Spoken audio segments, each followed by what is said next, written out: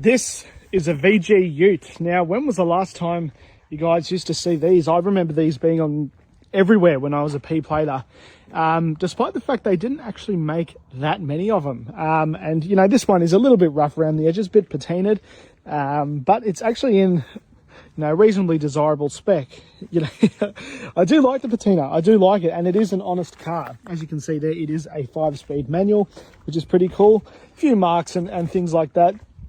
It's far from a minter, but it is an original example, and it is what most of these cars unrestored would look like, because they are, well, they're Utes. This car was a big car for Holden back then because they hadn't had a Ute since the WB. And not only was this competing sort of against the WB, but it was also competing against the Falcon Ute at the time, which was still running a carburetor and had no V8, where this one, obviously auto or manual, V6 or V8 in both options. And you could also get a column auto. So really interesting car, and a big deal for Holden. And obviously they ran this shell all the way up until the early 2000s when they had the VS Ute. I mean, it's the same shell really, with a different front end. So really interesting car in Holden's time. And here she is, the 3.8 litre Buick V6. Very, very strong engine. Not the smoothest. She's a little bit rough around the edges, but very, very good engine.